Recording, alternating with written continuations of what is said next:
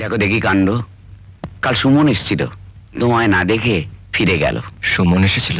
হ্যাঁ। আপনি ওকে যেতে দিলেন কেন? কে মুশকিল, আমি যেতে দেবো কেন? আমি বললাম বসো, বৌমাকে ডেকে এনে দেখি পাখি উড়ে গেছে।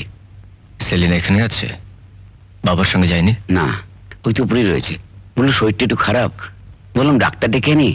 কি কার কথা শুনে? আরে এই তো আমাদের ডাক্তার। এসো, যাও ঠেলা সামলাও।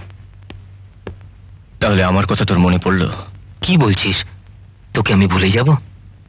তাহলে কি একবারও তুই খবর নিতিস না? যখন তোর প্রয়োজন আমার জীবনে সবচেয়ে বেশি, তখন আমি তোকে কাছে পেলাম না। আমাকে ক্ষমা করে দে। ক্ষমা করবো তোকে? তোর মতন পাষাণকে? তাহলে দে, তুই যা শাস্তি তুই তাই দে। হ্যাঁ দেব, তোর শাস্তি পাওয়া উচিত। আমি তোকে শাস্তি... মামা, মামা ওর ঘরটা গুছিয়ে দিন তো। ঘর তো গোছানো রয়েছে ডাক্তারবাবু, শুধু তালাটা খুললেই হবে। এসো মামা, আপনি এগোন, আমি আসছি। এসো, চলো। কি হয়েছে কি তোর বলতো? কোথায় ছিলিস কদিন? সুমন, এই কদিন আমি সব জায়গায় তোকে খুঁজে বেরিয়েছিলে। আমি পাগলের মতন তোকে হ্যাঁ সুমন, তুই কথা দে, আমাকে ছেড়ে তুই কোথাও যাবি না। আমাকে ছেড়ে কোথাও যাবি না।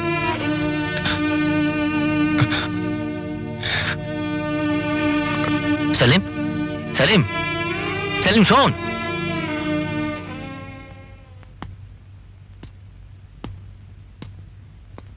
সেলিনা, একি তুমি? শুনলাম তোমার নাকি খুব শরীর খারাপ। মামা বলছিল ডাক্তার দেখাতে, ডাক্তারও দেখাওনি? কই না তো, কিছু হয়নি। আমি ভাবিনি যে তুমি বাবার সঙ্গে না গিয়ে এখানে একা থেকে কষ্ট পাবে। না, আমার তো কোনো কষ্টই হয়নি। আমি নিজের ইচ্ছেতেই এখানে রয়েছি। শুধু নিজের ইচ্ছেতে এখানে থাকা কেন, এ বাড়ির সবকিছুর উপর অধিকার তোমার আছে।